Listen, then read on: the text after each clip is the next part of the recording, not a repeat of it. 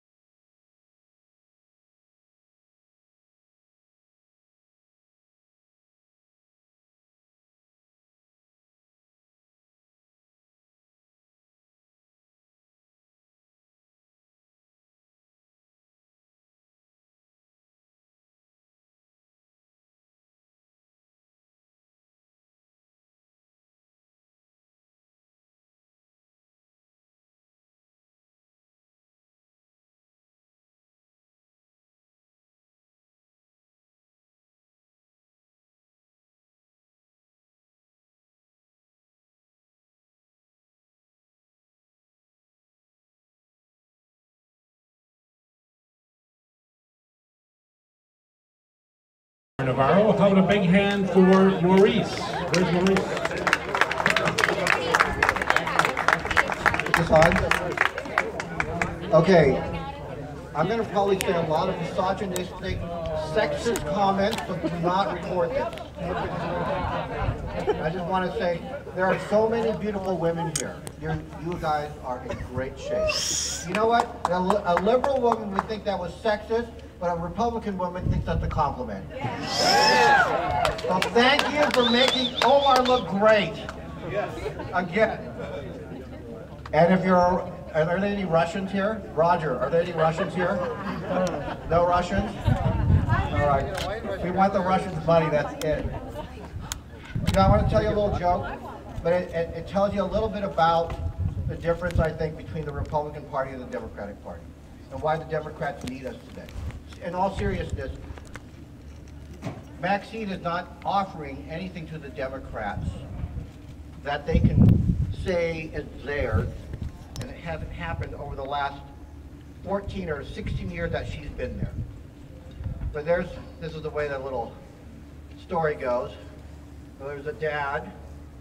He was driving his son and daughter through these beautiful hills of Rancho Palos Verdes, and he was showing them the houses, and he said, "Son, look at all this display of ostentatious wealth. You know, they should be taking their money and donating it, feeding the homeless, feeding poor. They should be ashamed of this show of wealth." So the Republican dad, driving through the same neighborhood with his son and daughter, and he says to his daughter and his son, "Look at all this beautiful display of wealth.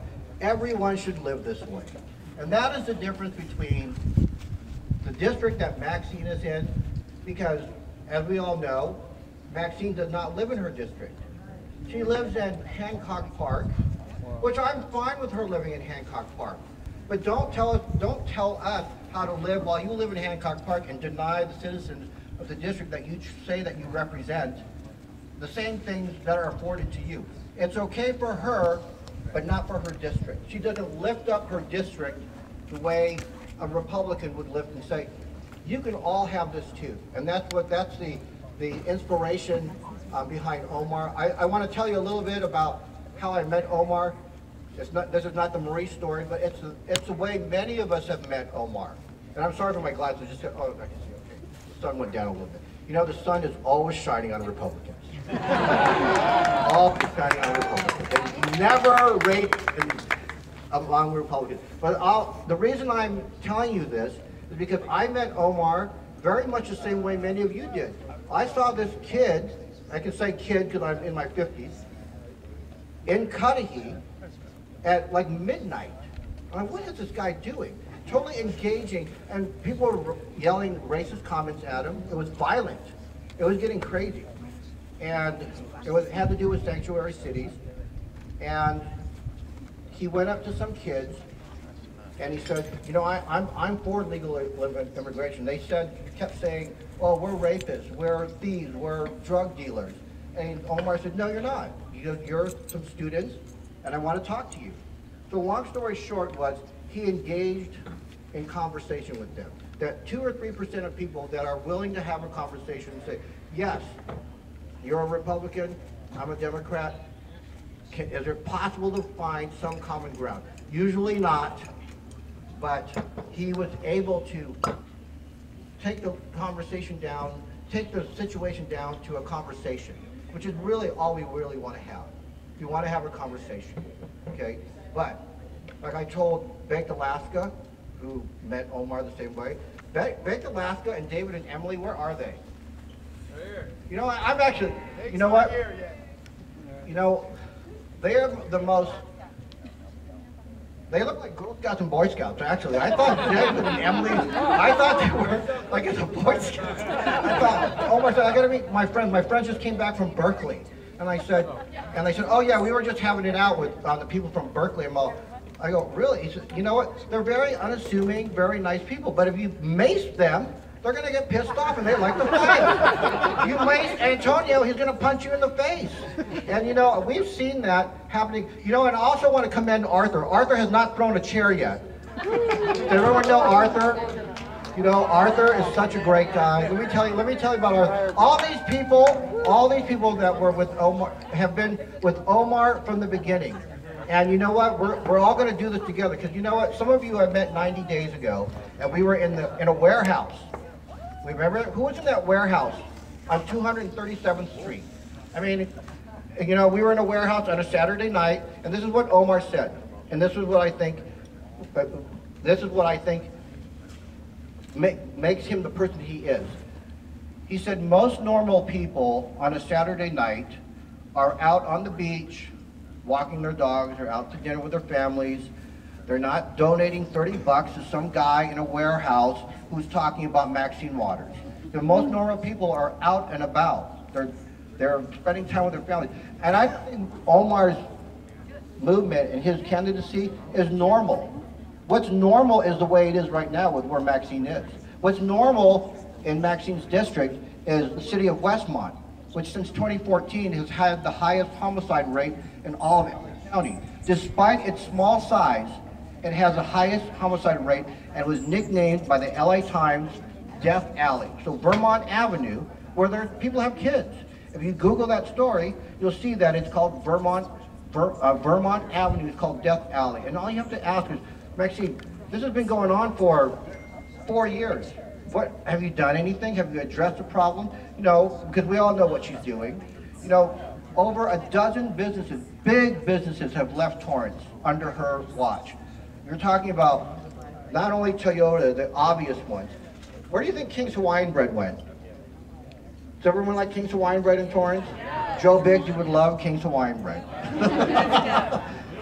Yeah, and you know, it's King's Hawaiian Bread, PC Mall, Kubota, General Motors, Farmer Brothers Coffee. They all went to Texas. Because Texas, this is what Texas can say. Because when my daughter was going through college, she went to the SMU, the Southern Methodist University. She ended up going, my daughter's a Berkeley Republican. And, but she went to the Texas schools. And the Texas schools, what they tell you there is, you can go to school here, you can get a job here, you can buy a house here, pay no taxes, and you can raise a family here. We don't have that selling point here in California right now. You know, and you got gun rights. You can carry and there's a lot of Republicans over your neighbor in Sugar Land. So we don't have that here in California unless we start changing things. You know, I just want to tell you one more story about Omar so you get an idea of who he is. So when I met Omar, I said, I have an idea. Let's announce your candidacy in front of Maxine Waters' office. And let's have a mariachi band and a taco truck. And he said, yeah, let's do that. We're going to do that. And then he kicked it up a notch. He goes, no. He called me back later. And I'm pretty conservative about things. Like, you know, I don't always want to be rocking the boat.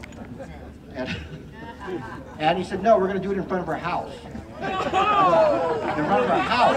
I actually tried to delay that event because it was the 13th or so. And he said, we're scheduled for the 15th. I said, I don't think we have enough people. He said, no, we're going to do it. And so we went out there, the mariachi band. They showed up last minute. The mariachi, we owe a lot to the mariachi band. That little video with the mariachi band brought us 200,000 views and the attention of Sean Hannity. I mean, that was me presenting an idea and Omar kicking it up a notch. And I can tell you right now, he is when you work for someone and you volunteer for someone, you want to volunteer for someone who's working harder than you. Because if you don't think they're working harder than you, you're going to say, I'm not doing this. You're not even doing this.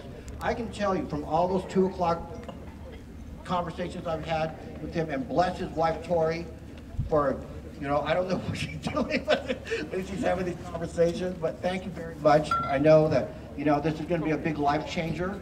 I mean, it's a life-changing event now, and you know, we're planning on Omar winning, and it's going to be a life-changing event then. And we want to thank you because, you know, when you make those kinds of sacrifices in your life for other people, you probably don't get thanked enough. And I want to make sure that we're thanking you right now.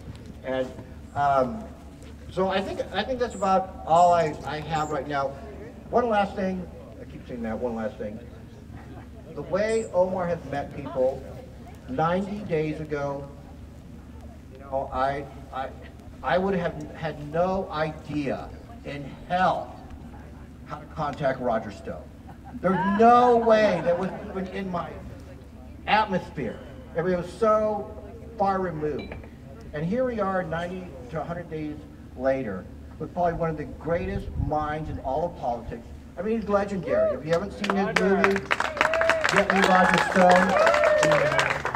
I get all my dressing tips from his movies. I get all my suit and tie ideas from his movies.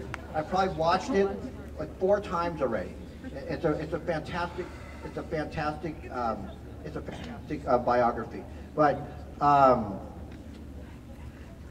the person that I'm going to introduce next is also legendary. I mean, there's actually, when he said that he was going to be meeting, he was going down to San Diego to talk with One America Radio. We get a lot of calls, and we totally appreciate it. If you have a small radio station, don't think that we're not going to respond to your emails or to your request for interviews. I mean, this is the way it starts. Like Roger was sharing at Politicon, you know, 30 years ago, you had 3 big giant stations. You had ABC, NBC, and CBS. That's all you got your news from. Today, you could be sitting in your basement and say, you know what, I'm a little irritated right now. I don't like the way the liberals are doing things, and you can build a following of 100,000 people. It's not impossible. You know, and it's being done around the country. So, you know, people like Terry Marie, who's out here from the Mad Tea Show. You know what it is? That's a front for foxy Republican. That's all. Who else is doing it? Is anyone? Who else is doing a show? Has a show? Where's Joe? Joe Fleming. Joe Fleming's from Inglewood. He's going to be helping us in that area. You know, so a newspaper, a show, a radio show. Well, Terry Marie's here. Terry Marie is here. There's Terry Marie. Writers News right next to her. Palm Street Journal. Woo! Any more? Vessel News right here. Any more? Liz Crokin. Follow her. Make sure she's safe. She's doing all the she's doing a ton of hard work for us. Follow Crystal's channel. Red Elephants. We have a lot to thank them for. But I'm gonna finish up here. Now I just want to People Rising, and you know, all those stations. It doesn't always have to be the biggest ones. It can be 1,000 voices is to spread the message that we're trying to spread. The next person I'm going to introduce is another person I thought I would never ever have the chance. And the great thing about working in the Republican Party is that it's totally intergenerational. There was 2 kids out here that were 14 years old who just wanted to meet Omar and who were saying things like, you know what, I can't really wear my red hat in class because my teacher gets mad. You know, and you know what? At Politicon this weekend, there was tons of kids in red hats. Liz told me that. Last year's Politicon, you couldn't wear a red hat without fear of reprisal. And today you can wear a red hat proudly. And that's a testament to the message coming across. It might be slow, but that's fine. Because if it takes 8 years, I'm good with that. So the next person we're going to introduce is another legendary person. You've seen his work. He's an artist. When Omar said he was going to go meet him, I thought, how in the hell did you get that? How did that even happen? You know what? I think they're thinking they're all on the same wavelength. I have to think that meeting, because was meant to be, and it was divinely inspired. And with that, I want to introduce Sabo, and he's going to say a few words. I'm supposed to have a speech, but you have to drink a lot. Yeah, we watched Trump throughout the entire election, and I never had a speech, and he was so great. Yeah. But I'm a guerrilla artist out of Los Angeles, and of course the right isn't supposed to have artists. And see, that's the problem with the right. There's a lot of things that we're not supposed to do. It's like, yeah, I like Omar. I like Omar. I've run into him a couple of times. And it's always been really nice. It's really strange. I was like, wow, this dude's really cool with me. But recently I've been getting emails and phone calls by establishment Republicans telling me to distance myself from him. They're like, you know, we're not going to fund this guy. You know, he's really not going to go in. We're really not going to fund this guy. And my first thought is, you know, I'm a potty mouth street artist. You know, I drop the F-bomb more times than I should. And he's a politician, and never once has he distanced himself from me. So, you know, God bless you, man. It's like, it takes balls to you know, not tuck tail and run like that. And then I think of myself, wow, this establishment Republican that's asking me to bail on you, what have you done for this state? It's like, after all these years, it's like, I mean, hell, from what I understand, this last run for Senate, there wasn't even a Republican on the ticket.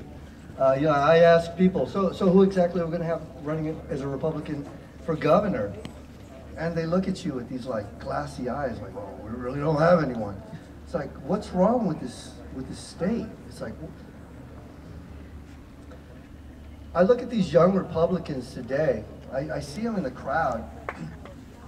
These are the guys that drive.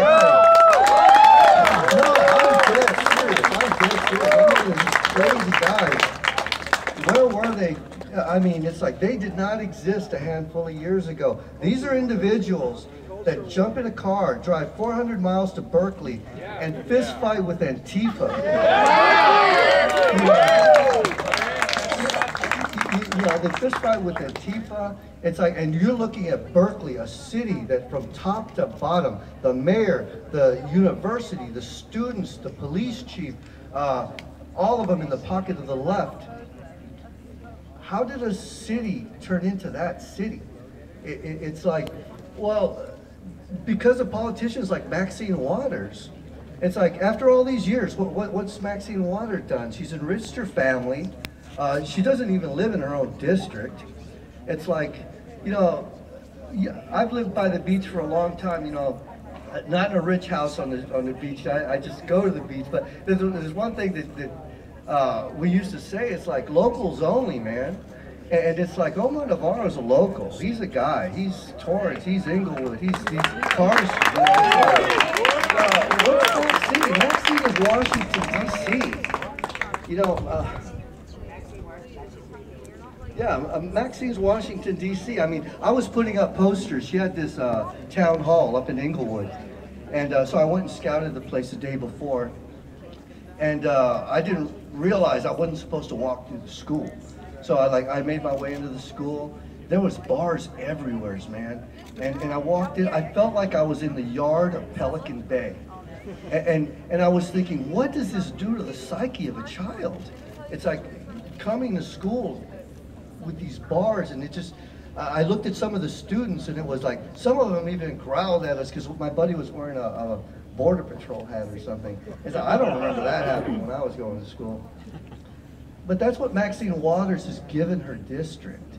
That's what happens when you're no longer in touch. And it's like, I liked hitting that. I mean, it's like, I put some posters up, some bus benches up. It sparked some interest.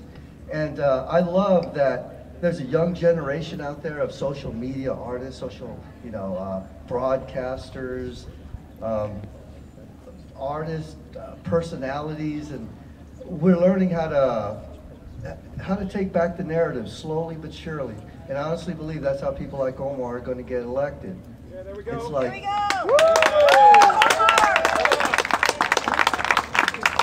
I really do believe that. I think if this campaign is going to be won, it's going to be street level, it's going to be down and dirty. And there's one thing I love about this young generation of Republicans is we don't mind getting bloody knuckles. And it's like, yeah, we're going to do it in every way that we can. It's like, whoa. You know, I hate it when I look into a crowd of like older Republicans and they're giving me this dirty look because I'm like this potty mouth guerrilla artist or whatever. And I'm like, you know what, man? We've seen what you guys did. We're doing something else, and we're going to kick some ass. Yeah. And it's like, we are. And it's like, you know, you gave the left the schools, you gave them Hollywood, you gave them everything, and we're going to take it back, piece by piece. I love this state. It's a beautiful state. People come from all over the world to come to this state. I'll be damned if we're going to let the left keep it. It's like, this generation is going to take it back. And it's going to start with young men like Omar Navarro. For God's sakes, if you're young, if you got some drive and some passion, run. I don't care if it's a dog catcher or whatever it is, just run. Let's take this state back. I'm happy to know Omar Navarro. I'm happy to support him. And on his website, he's got a page where you can volunteer. However, put up signs, do what I do, put up art, social networking. Just please get involved because we really need this state back, and we're going to do it with this generation. And I want to introduce Mr. Joe Biggs. I believe he's with Info working for you. Let's go!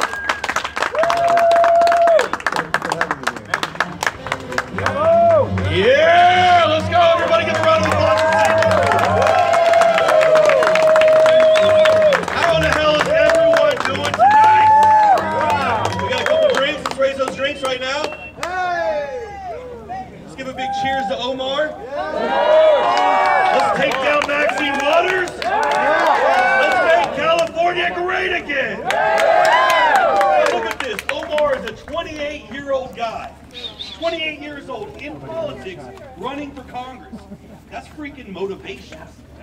How many young people right now, how many young Americans right now, especially within California, have had someone that's inspirational like that doing something, making an effort to actually get out here? I live in Texas, Austin, the most liberal city in Texas.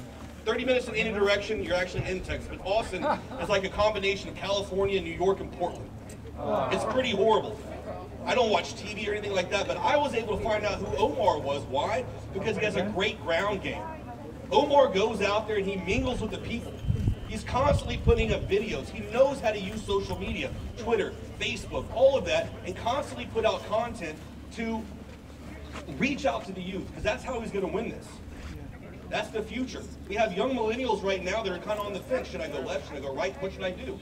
A lot of these guys in California grow up figuring that they should vote Democrat. And here he is giving them a message, hey, I'm a young guy, I'm a conservative, I'm doing this. That's inspirational, and that's what we need. More leaders like that at his age stepping up. And I commend you for doing that, Omar. You know, Omar, Omar, Omar, Omar, Omar, Omar. All right, so I want to talk about this. Who's he running against? Maxine Waters, a woman named the most corrupt member of Congress 4 times. 2005, 2006, 2009, and 2011. In her career, she's only passed 3 bills. It's pretty weak. That's 27 years serving, doing nothing whatsoever. That's pathetic. You have Omar as a young, motivated man who's going to come in here, and I guarantee you do something for California, do something for his district, and not just do that, but motivate young Republicans, young conservatives, young libertarians to come out and get into politics. And that's what we need. We need more people to be motivated to come out here, to have a voice, to get on social media, make the videos like he's doing, to get other people in their groups, within their friends, to start being involved in politics. Because you can get on Facebook and you can bitch all day long. But unless you're willing to become a delegate, unless you're willing to go out, oh, sorry, is it down? Unless you're willing to go out there and actually get involved, you can't make any changes whatsoever, right? So we've got to get out there and get involved. We need to take an example from that right there. So that's a great thing on his part. Now, she also said if Hillary Clinton was elected, she would fire Comey. And what did she do?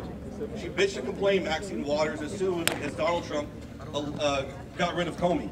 And that was pretty ridiculous. So this is the kind of person we've seen. This is the person we've seen voted the most corrupt. She's contradicting herself on things. She literally embodies everything that is DC corruption, lying, BSing people, and doing the most horrible things. And we want to drain the swamp. And she is a swamp monster. She's Godzilla. She's been here for too long, and she needs to be replaced. So that's why we need to be here. We need to support Omar, and we need to, there you go, give him a round of applause. Yeah. I'm not going to talk for too long. I just wanted to say, hey man, from Texas to here, I'm glad you guys invited me out here. I'm seeing a lot of great things. I'm motivated by you, and like I said, the biggest thing is by you doing this, by you getting out here and standing up and taking this move to run for Congress. That's really going to motivate a lot of young people, and hopefully in the next few years you'll see a lot more people doing that within their districts, and you can take California back and make it great. So I'd like to introduce Roger Stone. Everyone knows who Roger Stone is. If you haven't watched his new documentary on Netflix, it is phenomenal. I had to red pill my buddy last night and showed it to him on Netflix, so it's pretty awesome. Everyone right here, Roger Stone. I always love it when I get a chance to run into my friend Joe Biggs, and I'll tell you why. Joe Biggs is a scrapper. Joe Biggs is a street fighter. Joe Biggs is a brawler. Joe Biggs is a patriot, and he doesn't take any crap from liberals. I'm honored to be with you, my friend. This district is most interesting to me, but I must tell you that in my very long career as a political consultant, I worked in 10 presidential campaigns for Richard Nixon, my mentor, Governor Ronald Reagan in 3 campaigns, 76, 80, and 84. I worked for Senator Bob Dole, a real patriot, who was out stumping at age 93, I think, for the Trump-Pence ticket across Kansas, Nebraska, and the breadbasket. I was honored to help President Trump, and I'm proud to call him my friend, and I think he has the real potential to be a transformative president, not a transitional president, but a transformative president. And what people don't know about him is that he is, one, tough as nails. I mean, very tough. Secondarily, he's a decent man. He's a man who believes in justice, who believes in mercy. He's a good-hearted man. But above all, he is not a quitter. He's extraordinarily stubborn when he sets his mind on a goal. So for those who want to jump out windows because the Republican health care plan failed, they need to understand that in Donald Trump's mind, this is just a temporary setback. See, Donald Trump will never lose those of us who voted for him and supported him. If he fights and loses, he'll only lose us when he stops fighting. And he'll never stop fighting because he's a fighter by nature. Now, I think, sadly, that he has been betrayed by some in the Republican establishment who he bestowed the highest possible honor upon to work for his administration, to work in his White House. Amen. And they have not served him well. Turns out that Anthony Scaramucci was a political suicide bomber. Yes, he blew himself up, but he took out 2 establishment Republican moles.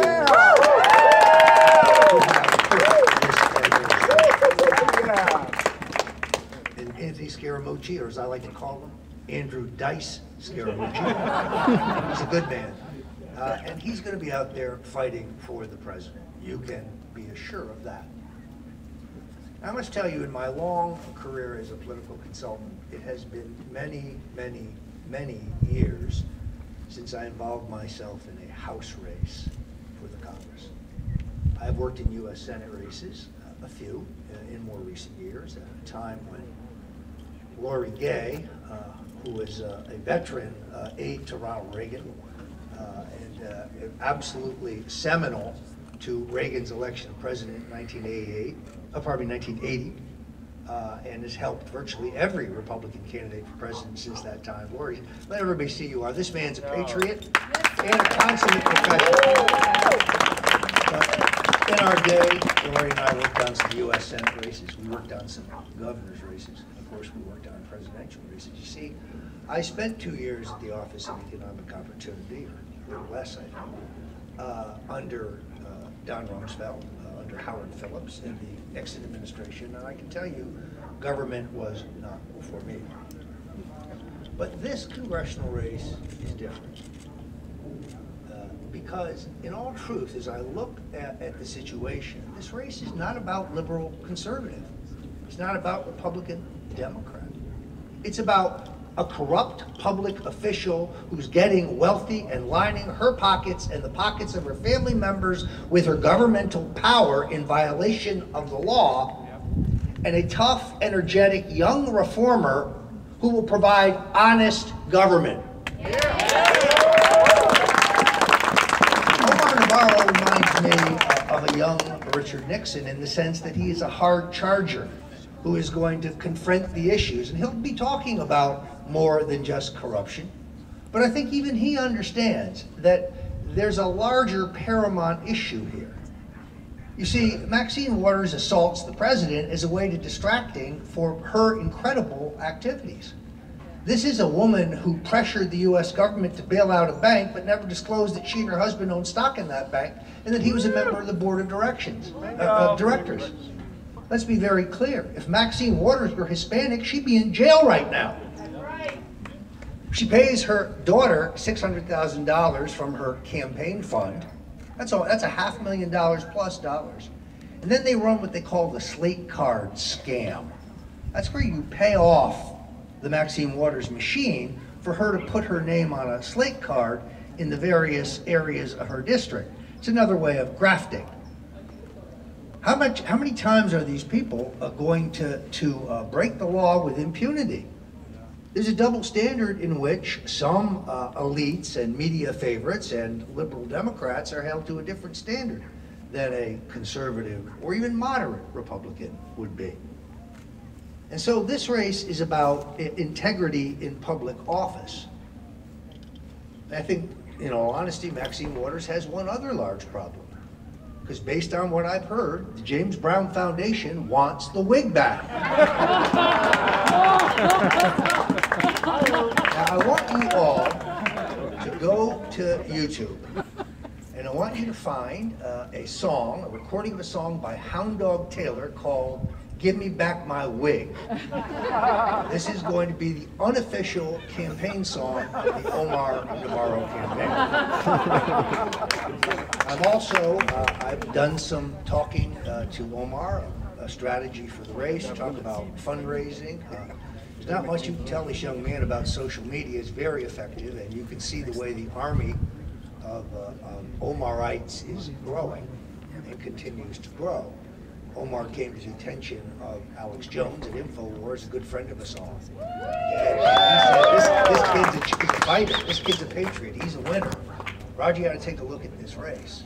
And Owen Scheuer also was talking up his friend Omar and said, this guy can do it. Now, we recognize this is uphill, but the voters of this district have trouble affording hamburger while Maxine and her husband dine on filet mignon with the pâté fagois cover. They're drinking champagne when the people in this district can barely afford a bottle of vodka or a glass of wine. It is extraordinary that she represents people who have terrible schools, unsafe streets and neighborhoods, and abject poverty.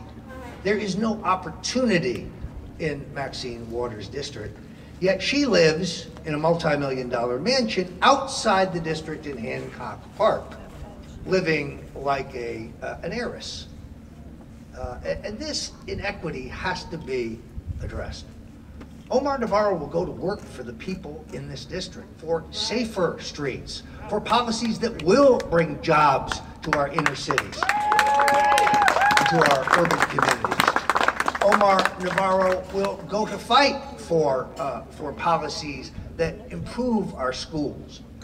So our schools aren't would-be jails, but are places of learning. I know him.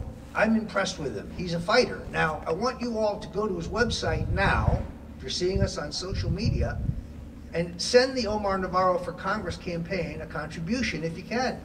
If you can only afford 25, send 25. If you can only afford 50, send 50. If you can send 100, 250, 500, whatever's within your reach. $10, $5, $1. Because I want you to invest in Omar Navarro. Now, I am therefore proud to announce that I will be working with Omar as a strategic consultant.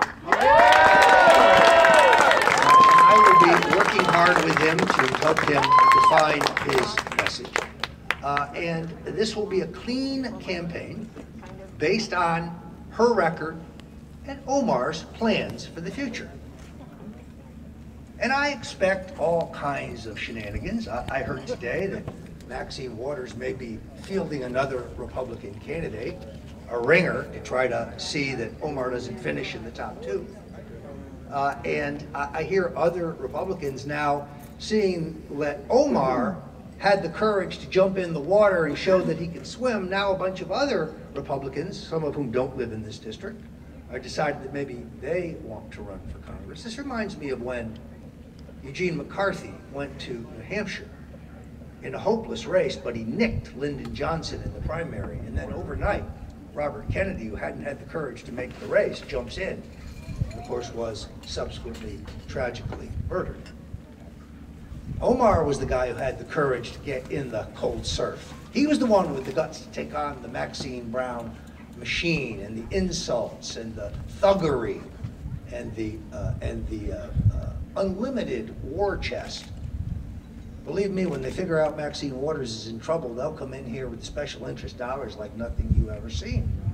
That's when we will come back with more and more, because you see, if you had 1 million donors who gave $1 apiece, or better yet, 2 million who gave $1 apiece, now you're able to afford the very expensive paid broadcast media, cable, which gets us outside of the internet. Now we'll run a hell of a campaign on the net, don't get me wrong. But in a district with this many older voters, it's essential to have the old media too, and these prices are extraordinary. Plus, I'm a great believer in mail, because I think a lot of our older voters vote, but the cost of postage alone is prohibitive in a district this large. Unless, of course, you pony up, and your friends, and other patriots. Now, one of the things I am most impressed of, and I really like this race, is the activities of my friend Sabo. He is a guerrilla fighter, man. This guy has really defined Maxine Waters in some very creative ways. If you haven't seen his work, if you haven't bought his work, because he sells very fine political agitprop art that is just will blow your mind, that just kind of encapsulates things. If you haven't seen his poster, Poverty Pimp, with Maxine's visage, I recommend that one. So the fact that Sabo is in really encouraged me to get in, and I'm in. And now I give you the next congressman from the 43rd District, fighter, young dynamo, the one and only Omar Navarro.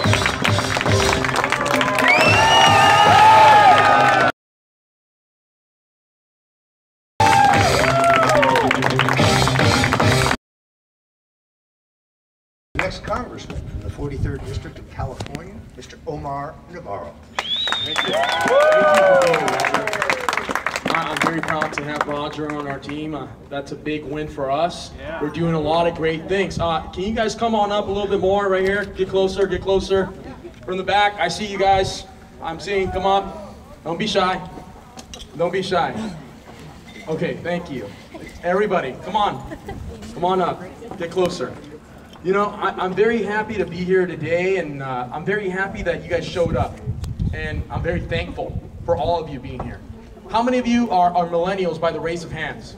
Look at that. Look at that.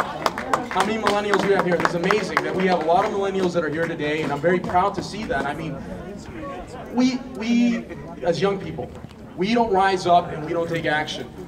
And years ago, when I first got involved, I got involved in the Republican Party at the age of 19. I'm now at the age of 28, 9 years later. And I saw the Republican Party falling apart. And I saw millennials not getting involved within the Republican Party. But I realized that the Republican Party was falling apart, and our state was falling apart. But I said to myself, what's going on? Why aren't Republicans reaching out to young millennials? Why aren't they reaching out to Hispanic voters, black voters? Why aren't they identifying with every other voter in their districts? Why aren't they taking action? Well, they're just lazy. They're just simply lazy, and they're not doing anything. And that's what I realized over 9 years of being involved within the Republican Party. But I'll tell you this, being involved since January and actually announcing that I was going to run against Maxine Waters, I realized that I saw a lot of young people within the Trump movement a lot of young people that are rising and that are taking action, that are just doing something. They're not just sitting behind and just watching our country fall apart. They're going out there and taking the fight to the liberal machine. For that, when I saw that, I was like, wow, this state's gonna change. The state of California is changing every day. Why? Because of young people like yourselves that are taking action. We are the future. Millennials are the future of this country. Not only will we inherit this economy, we will inherit the burdens of the past leadership in our country. We will see that liberal policies have destroyed the state of California. I tell a lot of people when I go out there and I speak, I tell them, in the state of California, the majority of politicians are Democrats. They have failed us. You see streets that look like third world. They look like a third world country. I mean, I've been to Mexico, and I've seen how Mexico looks. And my family came from the northern part of Mexico. For me, that is saddening to see that. It's saddening to see how my district has fallen apart. I was born in the city of Inglewood. I went to York Elementary in Hawthorne, went to Prairie Vista Middle School in Hawthorne, and then I went to West High School in Torrance. And I graduated from there in 2007. But I saw a lot of things change over the years.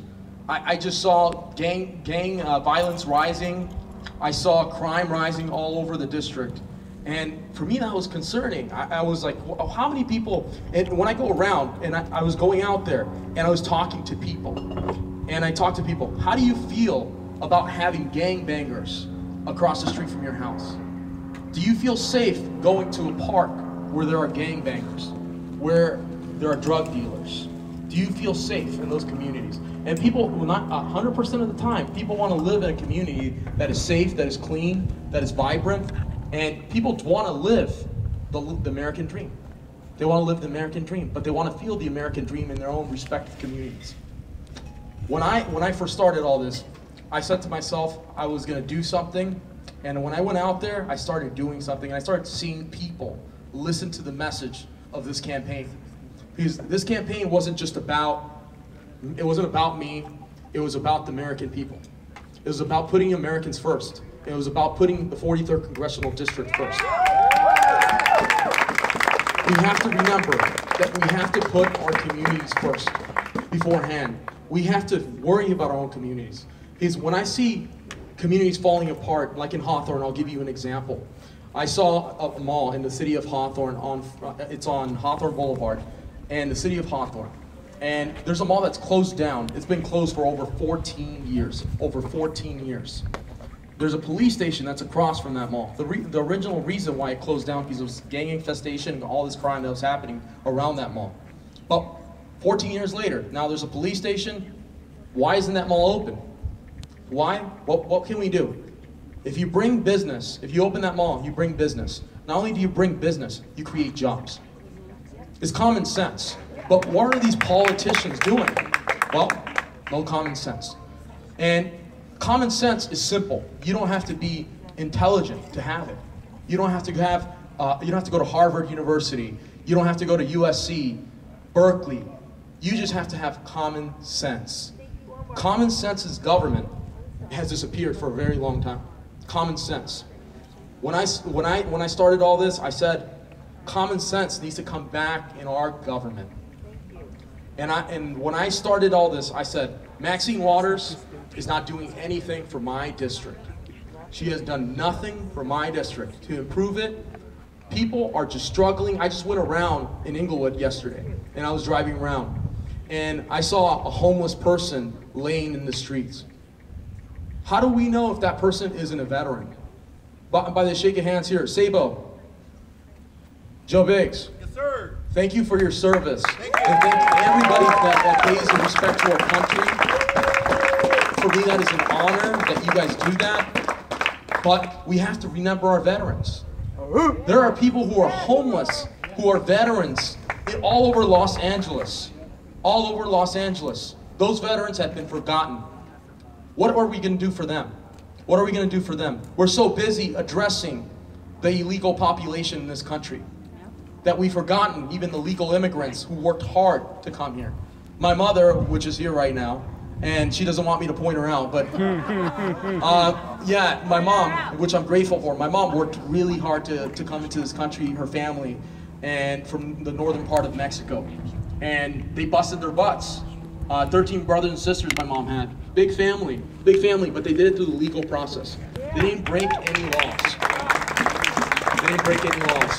They worked hard and they succeeded. My mom's in the real estate business. I'm very proud to see her as a single mother. I mean, she raised me, and it's an honor and a privilege to have her as my mom. And you know, God was there for us while I was growing up, and for my mom and everything. And I'm thankful for her. Thank you, Mom, for being there for me. And you know, it's a pleasure to have my mom with me in this campaign, helping me out and guiding me. Without her, I wouldn't do anything. I couldn't do this because I have the strength. I got the strength from my mom. So, and you know, she's a strong person. So, when I started, I was young and I was going to college. I went to El Camino College. Everybody knows where El Camino? Raise your hand if you know El Camino College. So I started going to El Camino College, and I said, well, I'm going to study business administration, and that's what I wanted to do. So I went 2 years to El Camino College, and then I decided to go to a private college. And in the same time, I was also taking classes at USC also, and I was doing information security, and I studied criminal justice, and that was my degree in criminal justice. I worked for the district attorney's office for Steve Cooley. He was a Republican who was in office at the time, and he was a great guy, and I got to assist victims of crimes, and that was an honor to do that. And then I said to myself, well, at the same time, I was also helping out political campaigns.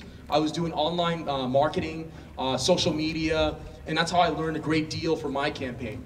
So when I started this whole thing, I had like about 2,000 people on Twitter at the start of January. Now we have about 78,000, close to 79,000 people that are following me on Twitter. I have about close to 60,000 people on Facebook. I started with under 500 in January. You know, we've been getting out there, we've been getting the name out there, we've been getting the message out there. The only way to beat Maxine Waters is to build a national name. To build the national name. This campaign no longer is just a local race. The only way to win is to build a national campaign against Maxine Waters. People are seeing how Maxine Waters is deserving their community. They're seeing that she's not taking action, that she's saying impeach 45, impeach 45. But how does impeach 45 gonna go back to the business climate in the community? How is that gonna improve our business climate? How is that going to address the gangbangers? How is that going to address any of the issues like repaving the roads, the basic foundation in our communities? How is that going to address that? How is that going to address us worrying about putting Americans first? How is that going to address that? It's not going to address it. And like Roger said, she's using these tactics to divert people from the real issues of the 43rd Congressional District. That's how you do things. And people do this to divide. And divide you conquer. But people are realizing that this mentality is not working anymore. People are waking up. People are waking up. Yeah. And I want to share a story with you guys.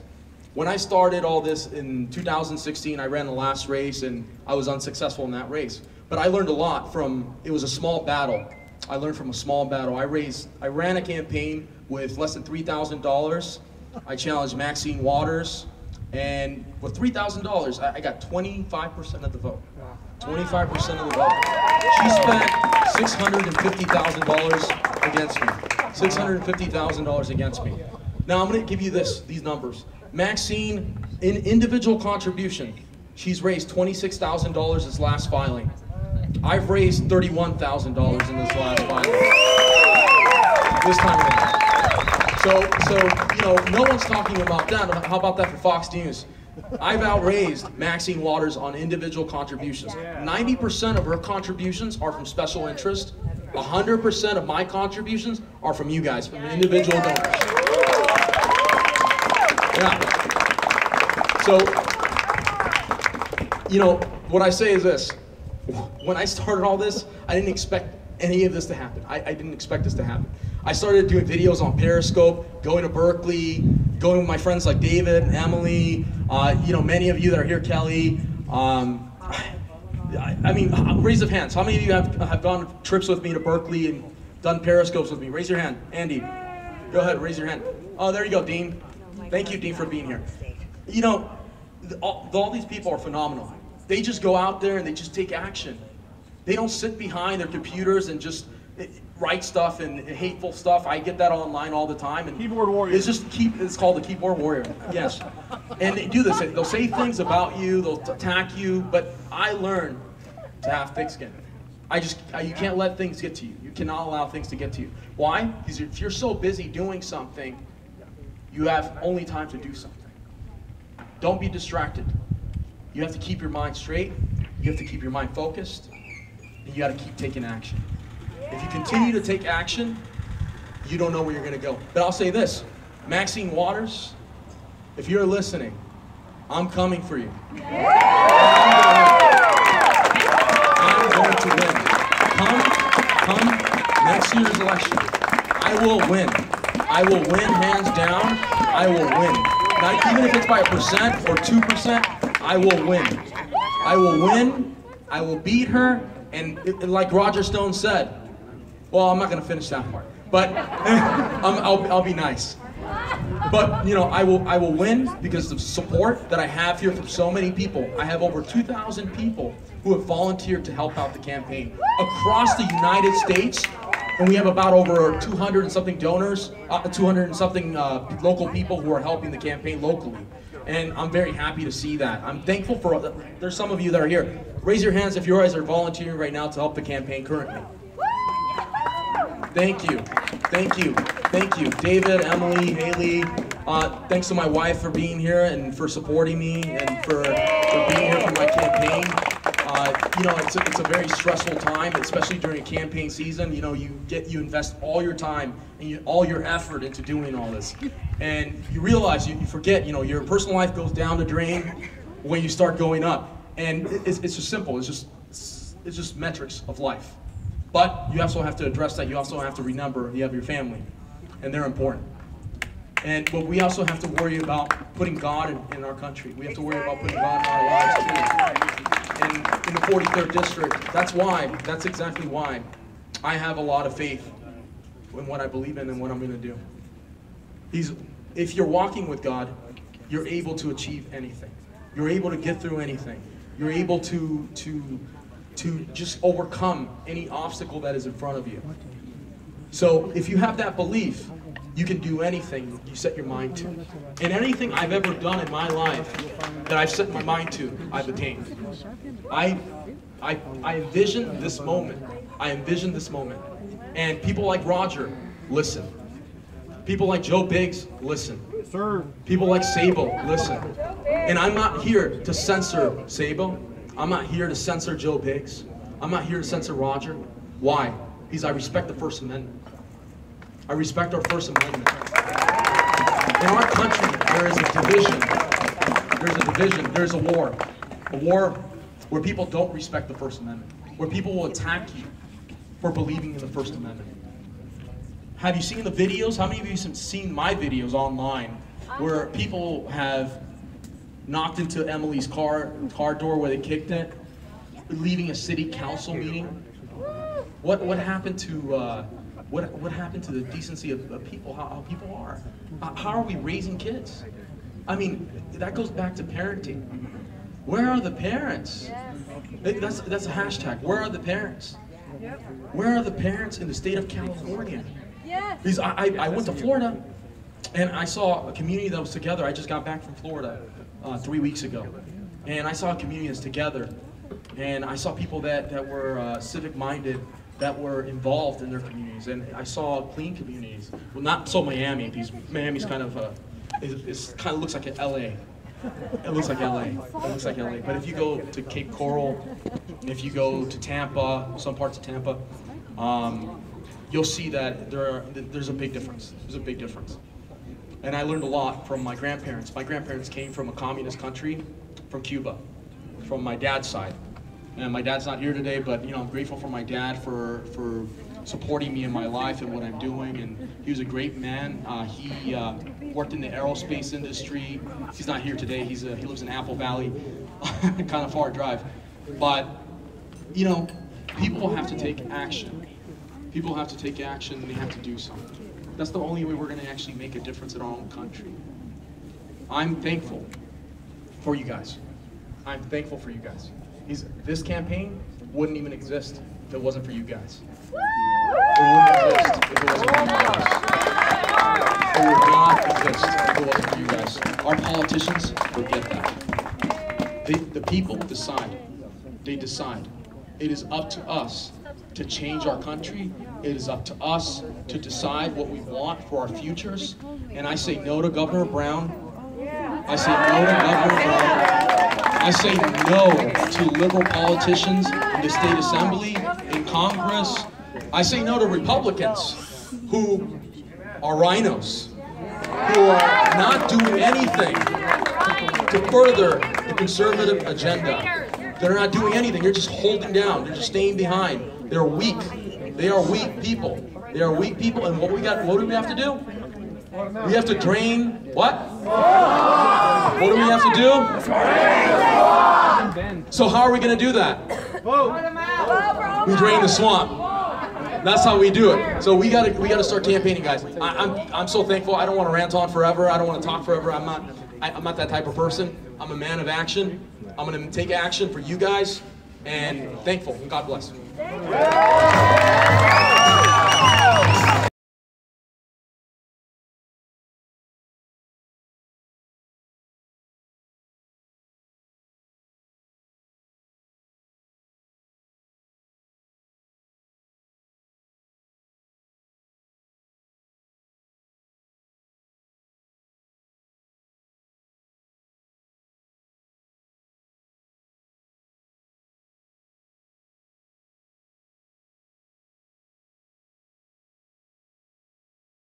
Thank you everybody for coming tonight.